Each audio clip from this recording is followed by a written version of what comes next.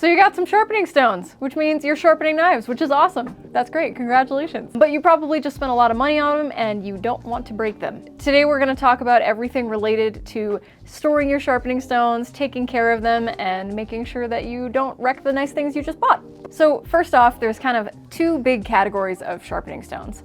There's ones that you soak, which love being in water, they like to hang out in there, and splashing stones or non-soaking stones, where you don't want to leave those in water.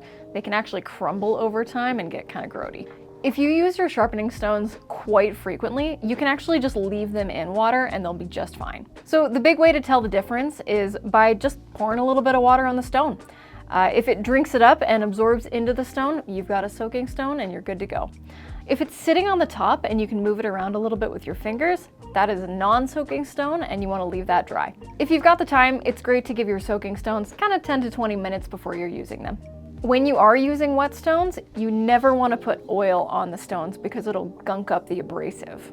There are types of stones that use oil exclusively, and these two do not mix. You want to make sure that you're always using the entire length of the stone when you're sharpening so that you're wearing as much of the stone as you paid for as possible.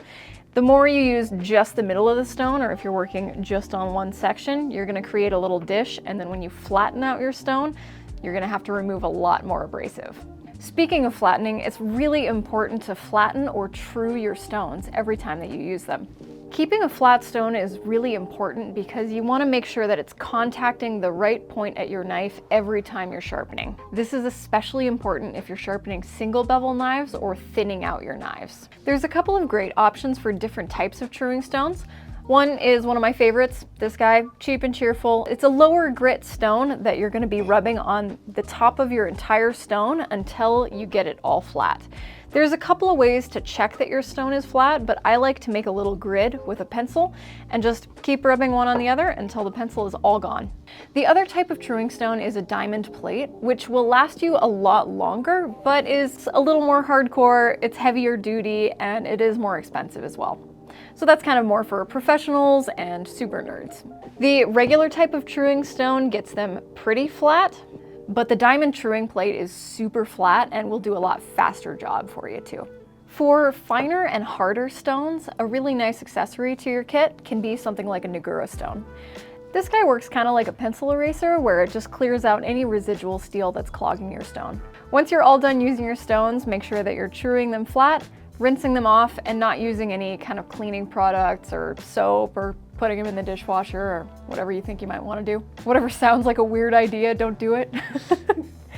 And you want to make sure that they're really dry. I would also avoid wrapping these in towels or storing them in their original packaging or anywhere where there's not a ton of circulation, because some of that residual moisture can leave your stone feeling a little bit moldy. Wherever you're storing them, just make sure it's in a dry, even temperatured place. You don't ever want to store them in a cold garage or near a furnace because the expansion and contraction of water can actually make them crack.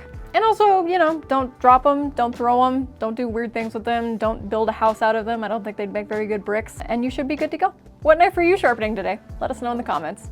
If you want to learn more about knife sharpening, check out our playlist. They're literally indestructible, Nathan.